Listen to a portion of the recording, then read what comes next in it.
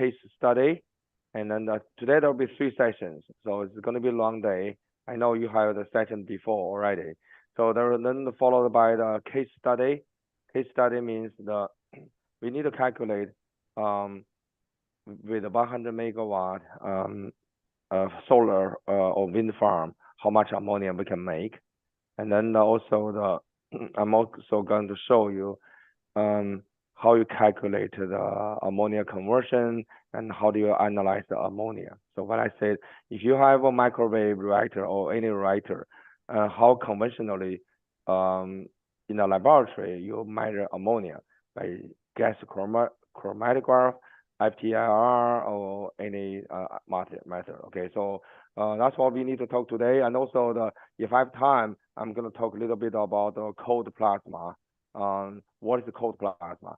So I think yesterday when let me share the screen. Can you see my screen? Yes, sir. It's visible. Okay. So yesterday when we talk about microwave catalysis, I think one of the audience is saying, yeah, microwave can generate plasma. Yes, microwave generate plasma is different from cold plasma. It's a hot plasma. Okay, so I'm gonna leave it for the next session. We can talk about the cold plasma. Okay, let's finish the microwave. So yesterday we talked about this curve, so-called why on the microwave when you use the catalyst, the 3 different curves. So on the right hand side, if you can see it, my question is, can catalyst change the thermodynamics, equilibrium position? The answer is no. But why we have 3 curves? So basically, this tells you microwave, when microwave interact with the surface. Let me go back. So if you look at the microwave interacting with the surface, this is basic catalyst surface, okay?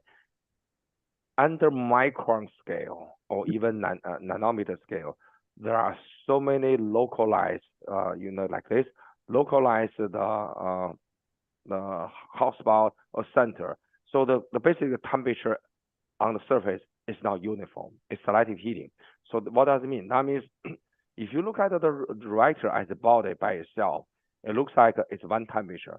However, on the catalyst, it's just different temperatures. It's all over the place.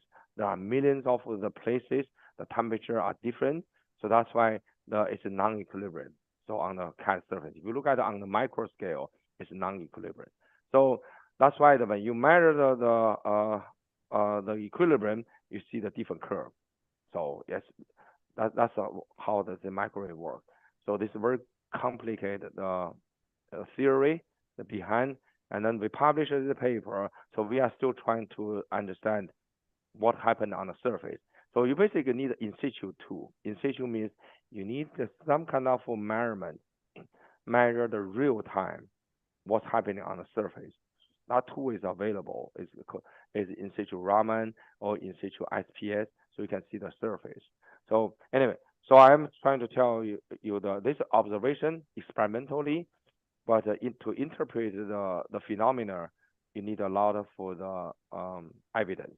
Okay, so all right. Again, as I mentioned, if you have any question, please interrupt me and then ask me the question. Okay, I may stop from time to time and then ask you questions, but feel free to interrupt me. Talking about economics, so if you let me put it this way. Traditional Haber-Bosch process is high pressure, high temperature. So if you remember the flow diagram I showed you, in the back end, there's a high pressure cryogenic condenser. So that's the commercial, the standard operation. Since we use the microwave, we lower the pressure. The pressure is not going to be 250 bar, and it's only like the 10 bar. So we lower the pressure. We should not use those high pressure separation. All right. So you may be wondering what we use in there. Well, there are many technologies. You can harvest ammonia. So let me have a blank sheet so I can interpret you.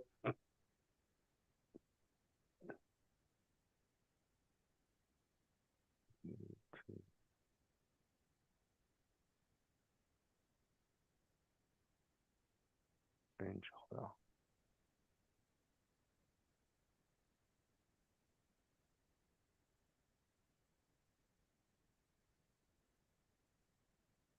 I'm gonna have a new slide.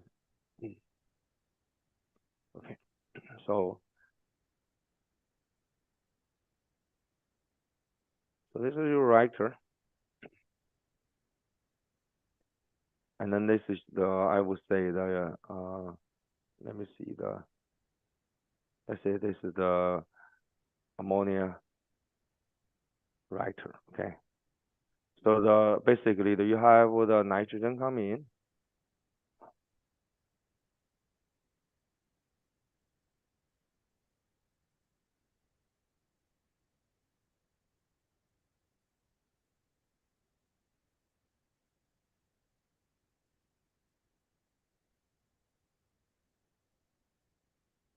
Your hydrogen nitrogen come in, and then you have let's say the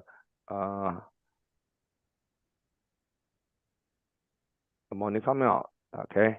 So keep in mind when ammonia coming out, there are the unconverted hydrogen and nitrogen. All right. So because it's in equilibrium control, that means hydrogen nitrogen come in, they never get 100% conversion. So you always have a mixture of ammonia, hydrogen, and nitrogen altogether. So that's why you need to go through the separation. All right. So when you go to the separation, so traditionally you go to the cryogenic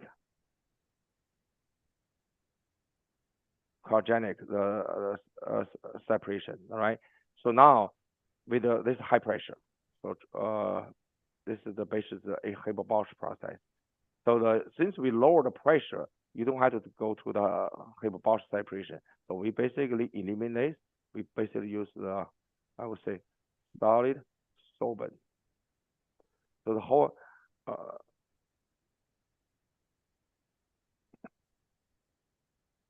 whole idea is you want ammonia stay here, and then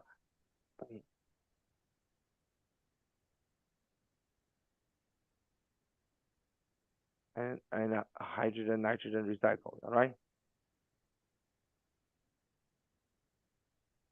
and to recycle. So there's some kind of the solvent or the we would say liquid what do you call that, liquid liquid acid, and there are different way you can do this. So the reason I'm showing this is there are different ways. It's called I would say the low pressure separation. Okay, technology here. So you can list the number of them separation. So this is what we do. And you will go by here. So we have 7 cases.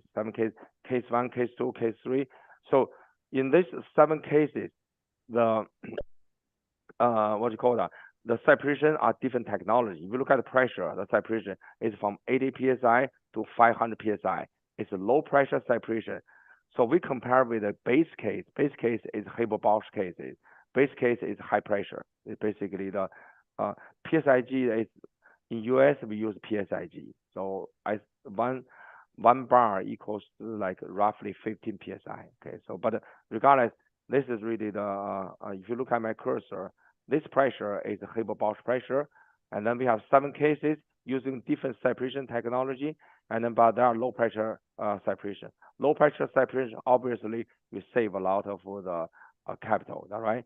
So then we run the simulation, Aspen simulation. If you work in the world of chemical engineering, there's the software called Aspen simulation, and then you can simulate the process to see how much the capital, how much the I would say the operating cost. So that's we have 7 cases. I don't want to go through the one by one. It's the bottom line, all this case 1 through case 7, only difference is they are the back-end separation. Sometimes they use the so-called solid solvent, sometimes they use the molecular sieve, pressure swing, and all different technology. We separate ammonia. And then we compare with the base case, which is the high pressure separation. It's Haber-Bosch cases. Okay, make sense? I want to interpret it. I'm going to ask the question. I just want to hear yes or no. Has the audience, can any of the audience tell me if you ever heard of Aspen simulation software? Let me put it.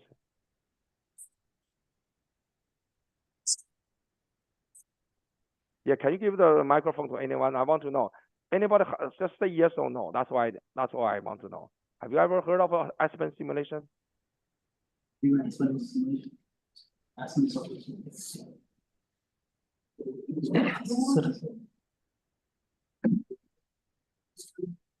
Sir, we are working on that RSM and AN.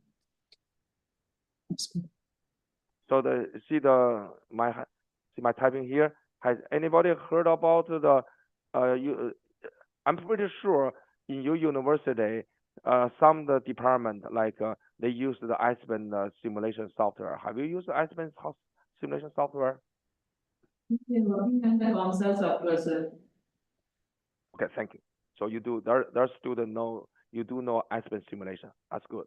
Okay, so basically we use the Aspen simulation software and then putting the process together to simulate. So okay, go ahead. Sir, actually, we are using Aspen Plus software, sir, for simulating the plasma gasification process. Which software can you repeat? What's the name of a software? The Aspen Plus only. We are using Aspen Plus software for simulating the thermochemical conversion process. Okay, so you use the Aspen Plus. Okay. Yeah. Yep. Yes, that's what we use. That's what I mean. Okay, good. So I'm so glad you understand the Aspen. So we basically have some cases we using the Aspen simulation software. So the result, I'm going to show you the result. Okay. So I don't want to go through how you set up the Aspen simulation unit operation, but this is the result. And then so basically, in order to compare, this is 7 cases, which is the microwave ammonia synthesis compared to the base case, Haber-Bosch cases, high pressure. And then we have to use the same standard terminology. It's called the minimum selling price. So typically in economic analysis, you use the minimum selling price. What's minimum selling price? That means from any of the process, you come up with a unit cost of ammonia, which means in order to produce 1 unit ammonia, how much the price you can sell. So which means in order to make profit or in order not to lose money, you have to sell at this price. That's called the minimum selling price. You follow me? For example, even for base case Haber-Bosch case, basically the base case is for Haber-Bosch case, and then you have to sell the ammonia at 11 cents to 13 cents per unit of ammonia. This unit of ammonia is not by weight, it's by the energy.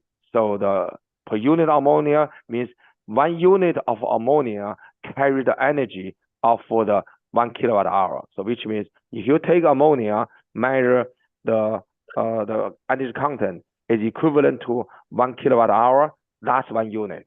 So it's a very complicated concept, but that's how the department, because this project come from the Department of Energy, that's what they want to use. They want everybody to calculate 1 unit of ammonia, which is 1 kilowatt hour of unit, how much the minimum selling price.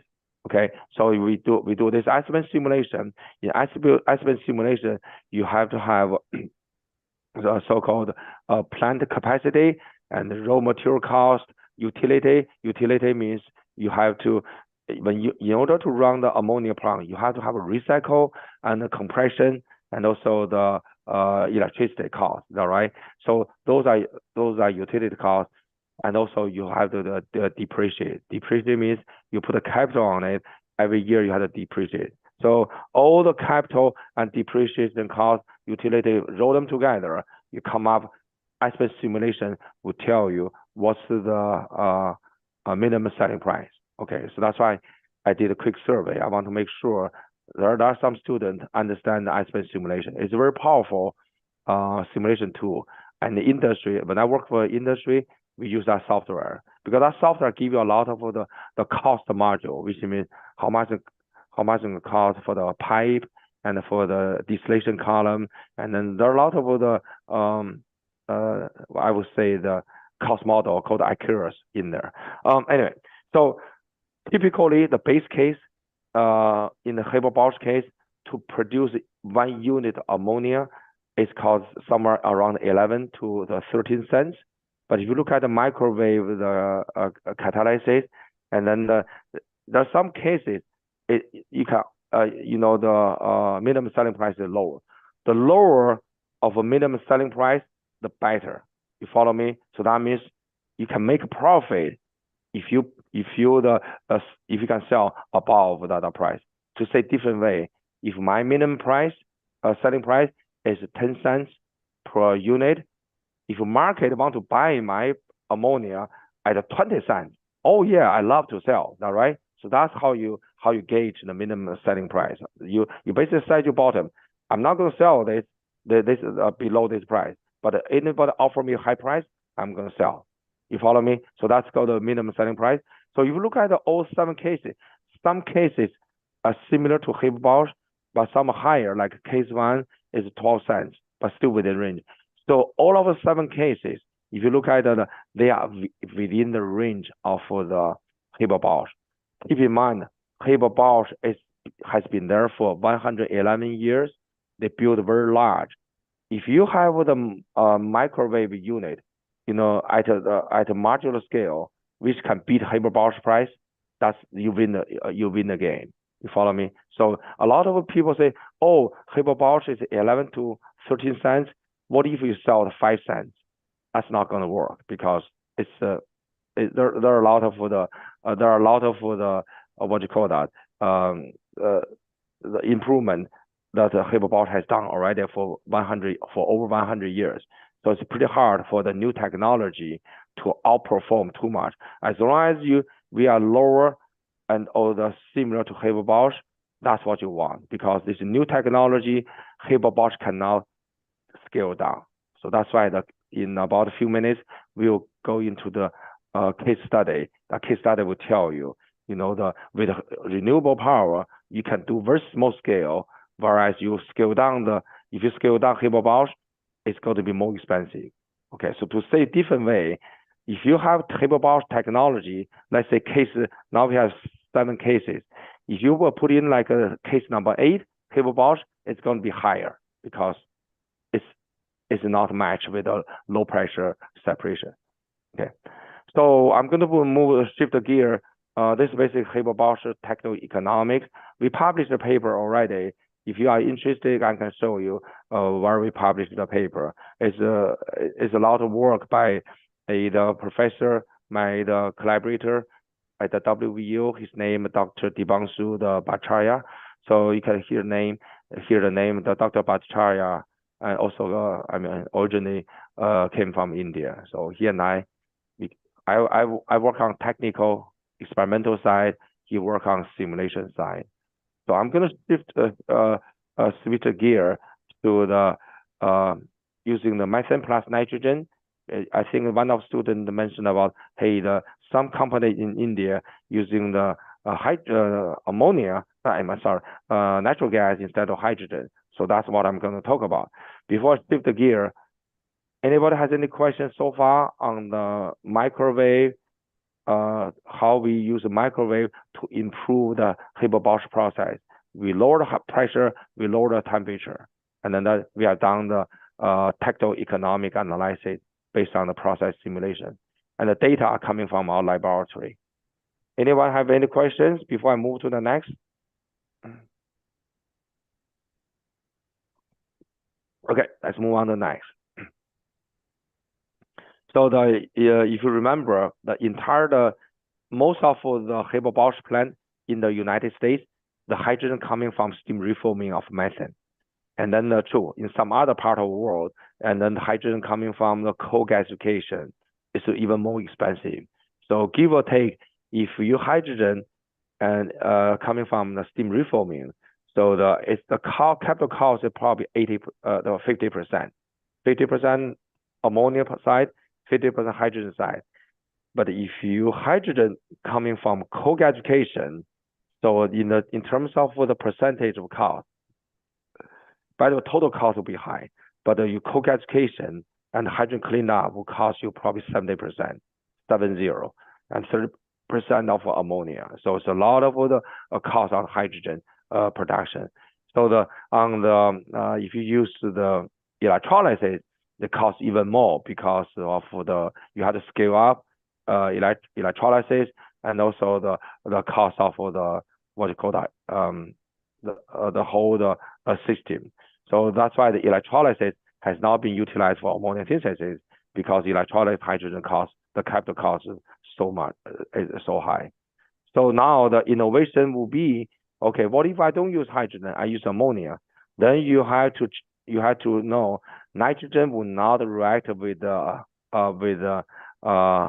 methane directly, even if I write the equation like this. But essentially, the reaction doesn't go this way. So you have to produce hydrogen. So this is called the overall reaction. I'm going to show you experimental data, okay?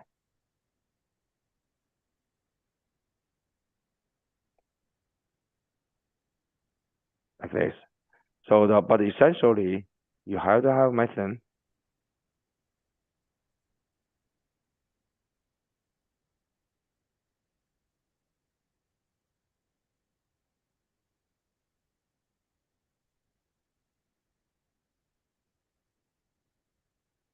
So this reaction called methane coupling. Methane coupling means you have two methane, you make ethylene, and then plus two hydrogen.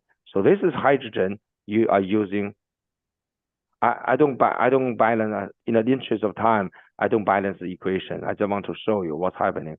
So, okay, so these two reactions adding together, you become the ammonia synthesis. So this ammonia synthesis produces the what is called ethylene, ammonia. It looks pretty good, but it's challenging. I'm going to talk about pros and cons. Why Haber-Bosch process going this way, and then what's the benefit? We are going to get this. What's the challenge? Okay, you will see the challenge. Activating the methane and the nitrogen together is a challenge. Okay, so this is what we need to talk about. Okay. And also it's done by one of my students. Actually, two of my students. One is they both came from India. I think one is my postdoc from IIT, Tuhin Khan. I think they both went back to India. Tuhin now is working for one of a national lab in northern part of India. So he did all this simulation. This is basically in order to have this reaction, we want to see if theoretically it's going to work, which means in theory we put the methane and the nitrogen together, and then based on the DFT, the simulation is going to work. I'm not going to do the survey. I will tell you what the simulation we do in here. I'm pretty sure some folks it's called the DFT calculation. So it's a dense function theory. So DFT stands for the dense function theory. It's from the physics, but we use it for the chemistry. So it's very popular now if you're familiar with DFT calculation. By doing DFT calculation, we want to know, hey, what catalyst we need in order to activate the methane and the nitrogen together to produce ammonia and ethylene. Okay, so the DFT calculation tell us it's feasible, and then and basically some certain catalysts under the so-called active phase, they can produce ethylene, ammonia, and hydrogen together at 487 degrees C and ambient pressure. So this is really encouraging. And then we basically start making this catalyst. Catalyst is a potassium ruthenium catalyst, and then we make a catalyst, we start running the reaction. So this is basically the experimental data under microwave, and you can see the methane conversion, and then the begin very high and then drop. So the high methane conversion means if you have methane conversion, it turns into the hydrogen and the ethylene. You can see the on this reaction, we run at a different temperature, 500 degrees C, 550, 600 degrees C. The 3 temperature on the methane conversion. Then we monitor the hydrogen concentration. That's what we want. The reason being that you need to have a hydrogen in order to react with nitrogen to run the to make the ammonia. All right. It's not just like a methane molecule collide with the nitrogen reaction. Is you had to go through hydrogen and the hydrogen react with nitrogen. So this is a good sign. Based on our simulation, based on our experiment data, we know, okay, we do generate hydrogen, and that hydrogen should react with the ammonia. So this is what we do. Then the next experiment, we found out we have on the right-hand side, we saw acetylene, ethane, and ethylene. So this so-called methane coupling. It starts from methane. So when methane couple together, they release hydrogen. When they couple together to form ethylene, that 2 hydrogen release. If they form acetylene, there'll be 4 hydrogen release, and with ethane, that's 1 hydrogen. So basically regardless, when methane couple together, either form ethane, acetylene, ethylene, they release hydrogen on left-hand side, and we are very happy, we found ammonia formation. You can see based on the different temperature, we observe ammonia produced. Okay, so it's a very encouraging result. I think we published this paper already.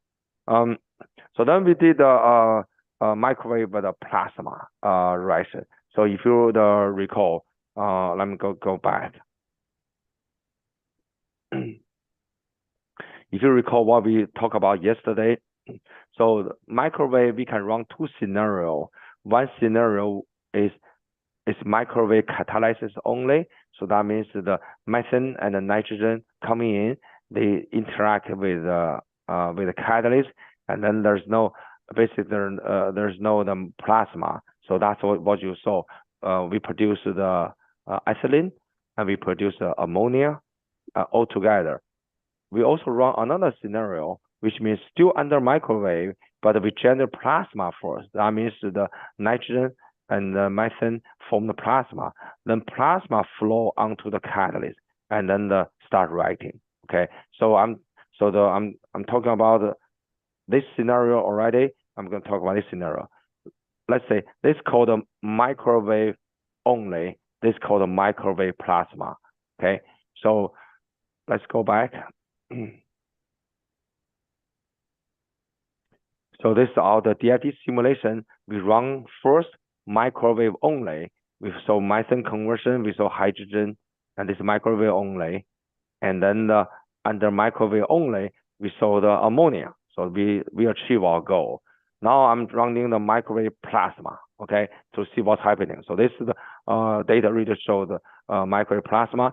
So if you look at the microwave plasma without catalyst, we produce a lot of acetylene. Keep in mind, what we want is ethylene, all right? So we produce a lot of the acetylene, but we produce the HCN and also the blue ethylene. But you don't see the ammonia. So when we run the catalyst only thermal, not microwave, and then we do not see the hydrogen. This are in the middle, the catalyst only. Without, it's all the baseline, which means we run conventional, and then see what's happening. So finally, we run microwave plasma with the catalyst, which is the scenario I show you on the right-hand side. And then the good news is we saw a green bar, which is ethylene, and then of course acetylene and also ammonia. So this is really encouraging that under 2 scenarios, in both scenarios, microwave only, we saw ammonia, ethylene, and then when we run the plasma, we saw the same thing. Okay, so this is very encouraging. So we can talk about the energy consumption on the microwave and plasma. So microwave only is more efficient because we do not need to ionize the molecule. We just activate the catalyst. So that in the gas phase, there's no plasma. Now, when we increase the power, and then we basically turn the methane and nitrogen into plasma to begin with. Remember, we elevated the beginning the energy, so it's easy for them to cross the I would say the energy hurdle. All right. So that's a different approach. And then we also produce ammonia. But true, in both the scenario, the energy consumption or the power consumption, they are different. It just depends on your objective. Okay, so before I'm shifting the gear, I know today I'm moving fast because we are behind my planned schedule. So I want to finish microwave. So I'm going to move to the case study and also the some other topic related to the green ammonia. Okay, so I'm going to stop here. Let's spend a couple of minutes to summarize the microwave catalysis, microwave plasma catalysis. Anybody have any questions before we move on? So I'm going to go back to the curve. So basically, the microwave, we can run two scenarios. Based on this, any student have any questions at this moment? Sir, and that bar chart you shown last. Okay, I'm going to show you. Okay, go ahead. In which we are directly synthesizing ammonia from ethane and from ethane. Hello. Say it again. Yeah. This is direct. Yes, this is direct synthesis from methane. Yes, the feedstock here is methane plus nitrogen. Yes, it's direct synthesis. Yeah. Yes, sir. Here you mentioned the plasma plus catalyst. Is this plasma catalysis or post plasma catalysis? Yes, it is. So on the right hand, that's why I keep on going back and forth. So on the right hand side, this bar is the scenario here. It's a post plasma. Good question. Yep. So that bar is this scenario. Yes, sir. Post plasma. Yeah, okay. Yeah, the post plasma. Yep. It's generated by microwave. This is not cold plasma. It's not DVD. Cold plasma doesn't work this way. Cold plasma, this catalyst is in the center within the plasma, in the plasma range. But this is post plasma. That means you generate plasma, light plasma going onto the catalyst. The catalyst is outside the plasma zone. So this is different from cold plasma. Yeah, you follow me? Yeah. It's microwave plasma. Any other questions?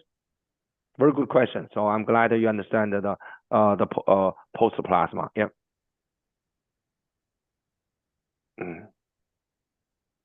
Okay. So if you don't have any questions, so we end this the microwave catalysis. So I'm going to stop sharing. Let's go to the case study. I sent one slide to the Dr. Anand. I think he distributed to you, but I can show you. I can show you the what's it called? The slides. Okay.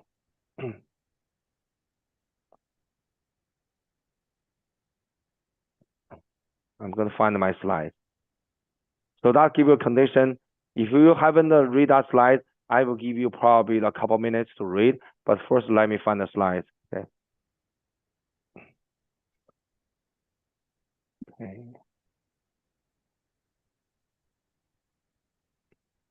I'm going to share this video. I'm going to put on the screen. And then if you have seen this slide, you have done enough homework, I want somebody to tell me how you did a calculation and then show the whole class how you analyze it, okay? So this, can you see this slide? Yes, sir. Yes, sir. Okay, so there's a problem.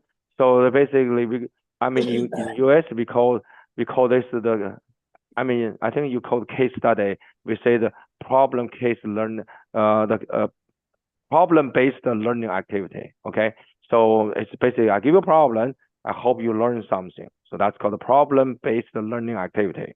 So it's called a PBL. Okay, so conditions. If you have a 100 megawatt, it's called a nameplate. Remember I talk about anytime you talk about solar and the wind, you basically you talk about nameplate. You got to be careful. And then the 100 megawatt, that doesn't mean that they can really generate the 100 megawatt the power at in the average. So you have to look for the capacity factor. I give you capacity factor 30%. That means if you this the solar and wind farm operate, let's say for a year, so it's gonna be 100 megawatt times 30%. That's all you get, because the solar will never run 24 hours and 7 days, and then the windmill will not spin all the time. So those are capacity factor. It depends on how good the sunshine, the location, and how good the location of the wind. So, but I give condition 30%. Yeah, so that's use the number one. Number two, the bullet point, we plan to use the electrolysis to produce hydrogen. So with this the energy, so you basically you have an electrolyzer, and then you put the microwave in there, you generate hydrogen. I also give a condition. So to produce 1 kilogram of hydrogen, you need about 55 kilowatt hour. Okay, kilowatt hour is energy. Okay, it's energy unit. Megawatt is a power unit. So you have to turn megawatt into the megawatt hour or kilowatt hour in order to calculate hydrogen. I'm sure you understand. Okay, so basically you need this much of energy, 55 kilowatt hour, to produce 1 kg hydrogen. The third bullet is the hydrogen. So once you have hydrogen, you want to make ammonia, right? So you have to use this the equation called stoichiometric equation and to make ammonia. I'm pretty sure you do not need college knowledge. You simply do energy balance and then the mass balance. You will come up with the answer. So assume there's no utility consumption. So just assume your hydrogen will go to the ammonia, but actually a lot of this megawatt will not go to hydrogen. You have to have the power set on the side to run your condenser, to run your pump. But let's eliminate that. Let's say, okay, I don't need those. I just want all this power, capacity factor, to make ammonia. So, okay, question number one. I want everybody do the quicker calculation. Calculate how many kg ammonia this 100 megawatt solar farm can produce in 1 day. The time is 1 day, 24 hours. Okay. So then question two, Haber-Bosch plant was built at a very large scale. The capacity is over 1,000 tons per day. So based on your calculation, and then how do you compare your calculation capacity with the Haber-Bosch capacity, and what's your thought behind? I think that in the last of 3 or 4 days, I already kind of, teach you or give a lecture. Haber-Bosch and renewable power, they're a mismatch. But I want you to use the data to show where's the mismatch. Okay, I'm going to give you 5 minutes, and then whoever ready, please give him the microphone. Tell me the answer. Tell me how you calculate. Okay, go ahead. 5 minutes. Okay, I'm going to stay here. If you calculate already by home, just tell me the answer. Sir, I have one answer, sir. I worked at home. I got 74.089 tons ammonia. Thank you. Wow. So you got 70 tons per day. 74.08. Thank you. Wow, perfect. You should get A+. Let me see my calculation. Wow. I'm glad I sent Dr. Anand, so we save time. We don't want to waste the 5 minutes here. I'm going to see my calculation. I did have Excel spreadsheet. Hold on. It is, I think it is it is about 70. So let me see the case study. It's in one of my. I have an Excel spreadsheet somewhere. Yeah. So anyway, I think my Excel sheet buried somewhere. So can you just tell you how you come up with it? It should be very simple. Just tell me how much tell me the breakdown, how you did the calculation. Okay, go ahead. Yeah, I can tell that. Initially, I started from nameplate solar farm. So nameplate to I applied capacity factor. So capacity factor in the sense nameplate power. Yeah.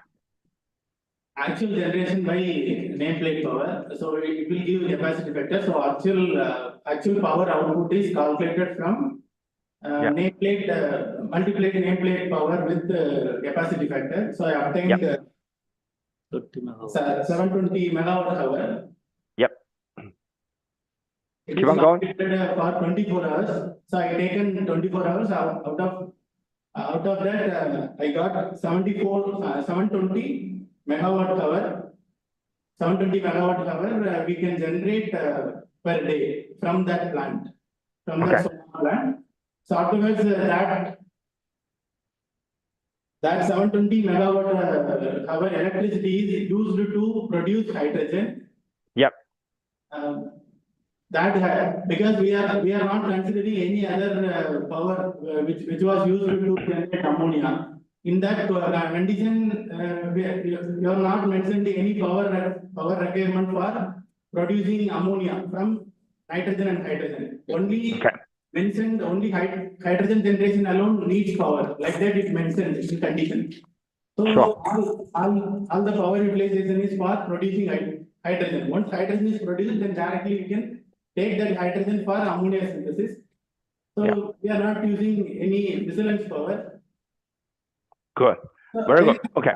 So basically, the answer is about 70 ton per day. All right. 74. Okay. So all right, I need to go back. Thank you very much. So I need to go back to my slides because actually I'm going. Okay, so I'm going to somehow my screen freeze. Okay, so I need to find my slide. Okay, here we go. Okay, so now I'm come back to this slide. Very good. Thank you for. All right, so you can see this is the slide. All right, so it's very good. So now you can see the 100 megawatts, the solar farm or wind farm actually is quite big. Remember, I think the largest one I saw in the United States is about, I think, somewhere close to 200 megawatts.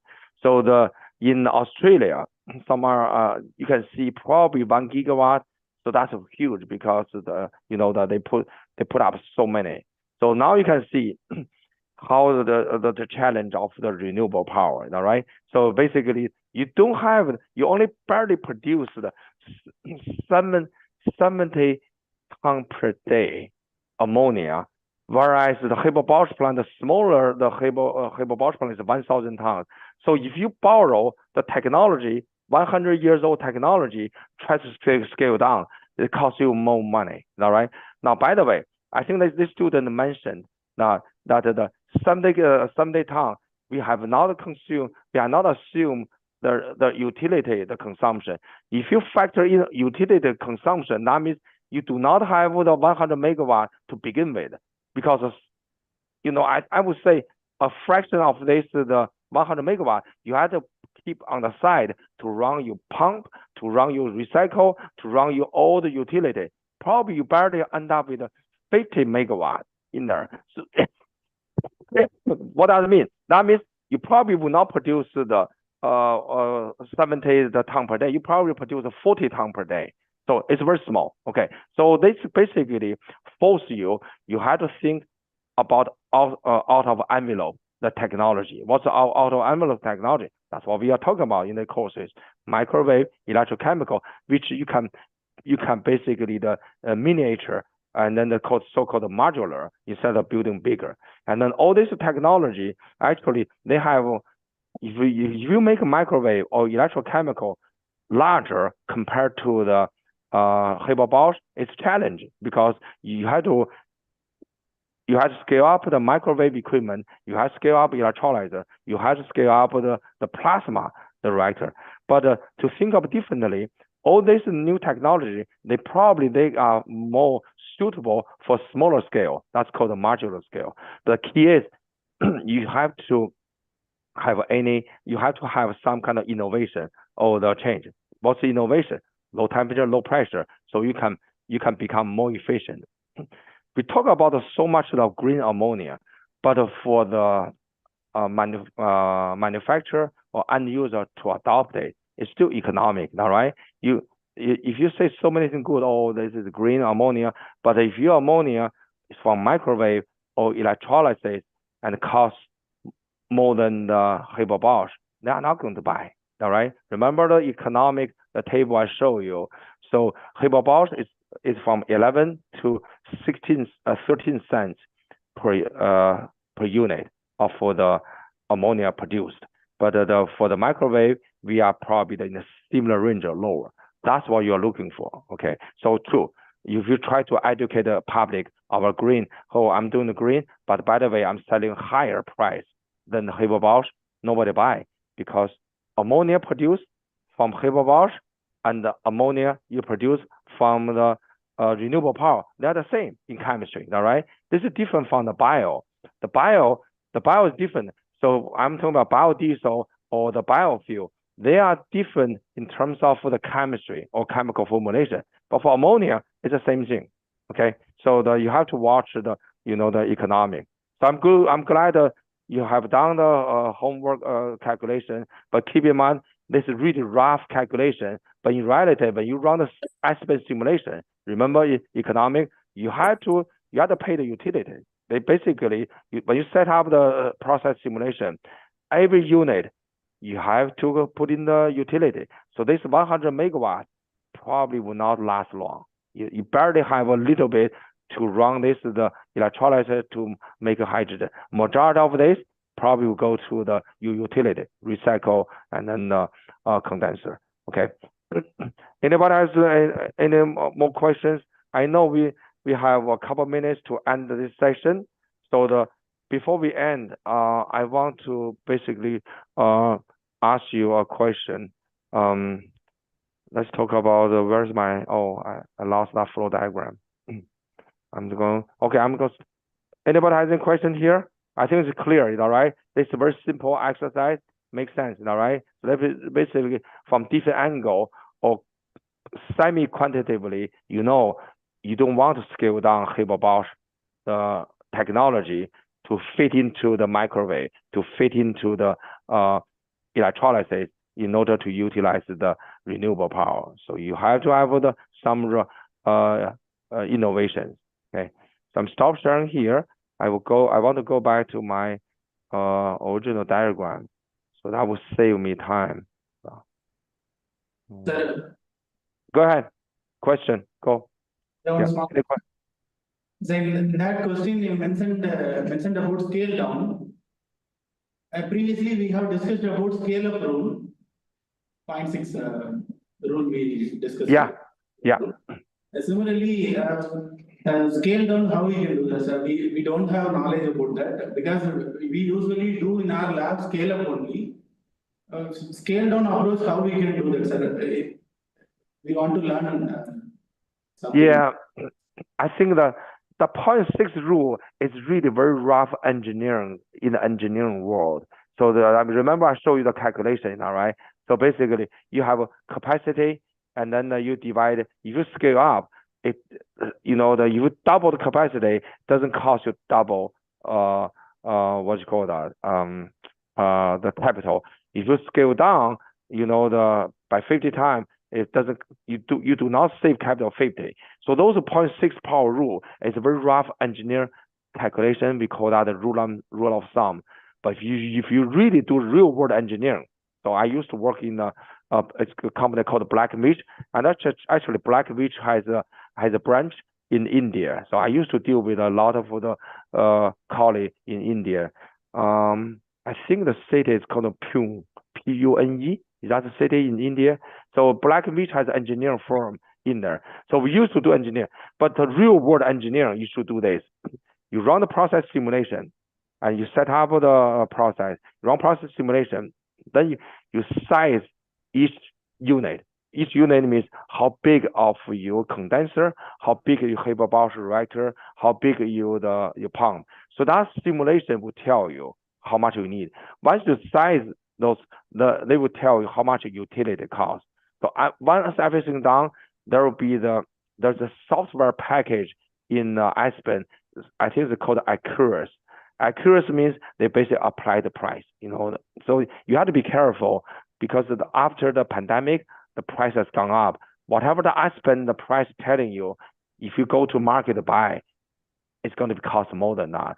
So in the real world engineering, instead of using the cost model from the Aspen, we have to get a vendor quotation. Vendor quotation means you have to call every manufacturer saying, oh, tell me how much this compressor costs, how much this circulation pump costs. You have to call. Otherwise, the Accurus, the software will not give you a good answer. They do update from time to time, but that's not real. But even today, if you look at my house, the water pump, for the swimming pool doesn't work, and then I have to go to buy it. But that cost a couple of years ago, you are talking about probably a couple $100. Now it's over $1,000. So that's the key. Anyway, so basically you run simulation. The key is you have to size each unit, and then once you size unit, that's called the easiest the unit to size is a distillation column. Distillation column very simple. You basically pay the metals and pay the vibration cost, installation cost, and once you put together, you have total capital cost. Okay, operating cost is basically the rule of thumb. You have to have Excel sheet, how many workers you need, what's the labor cost, is that right? In India, let's say if one worker costs you, $30 per hour, you factor in. So there's a lot of calculation. The table I show you, economic, it's a lot of work. When we summarize that table, you are talking about it's probably a year, 2 years work. We do the simulation. That's why I mentioned the gentleman, my colleague, Dr. Dibangsu Bhattacharya. He did a fantastic job to do all of this. So anyway, when I say the 0.6 rule, that's a very simple rough. But in the real world engineering, you have to run all the simulation, all the cost estimate. So that's the basic called engineering design. Yeah, and in the world, there's so many the so-called EPC firm. EPC means engineering, procurement, and construction. They do this for living. The company I mentioned called Black & Veatch, they have a branch in Pune, I think, in India. And then they do, I used to work for a company. I work in the headquarters. So they are EPC firm, do all this. It's very complicated. That's why I think in the day one, I asked you to estimate 1,000 tons per day ammonia plant. If you build in US, how much it's going to cost? It's $1 billion. But I can tell you how much it's going to cost to build in India. It's going to cost you $0.8 billion. The reason being that only thing you save is the manufacturer installation cost, because in US installation cost is expensive, but in India it's a little cheaper. But still, $1 billion here is $0.8 billion in India. I can tell you for sure because I used to do the work with teaming with Alliance in India, so I know how much a labor costs. So anyway. So I hope I answer your question. It's not simple. It's not just simply 0.6 rule. It's a lot of the calculation and the simulation behind. Yeah. Okay. Yes. Make sense? Yes. So I think when we I tried very good question. I tried to find but I think when we come back to the next session, we will go through I want to show you if you have ammonia, how you do the measurement. In the ammonia plant, you take a sample, you go to the central laboratory, but in the laboratory, constantly you have to take the data because we are doing research, all right? In the manufacturer, you probably take maybe 2 samples per day because that's a standard operation, Haber-Bosch. But in the laboratory, we do research. You have to take the data maybe every second, every 2 seconds. I want to show you available tools. Okay, so I don't think the audience has experience on using all kind of the analytical technique to measure ammonia. Then we will do another exercise on how you measure the ammonia concentration and back calculate the so-called ammonia conversion. All right, so I think that we will have 1 hour break. All right, you guys will go to lunch, and then let me see the schedule. So it's I think we have do we have a 1 hour break? All right, correct? Yes, sir. Yes. Okay, so I will see you after 1 hour. Okay, thank you, everyone. Yeah, Thank you, sir. Thank you. thank you.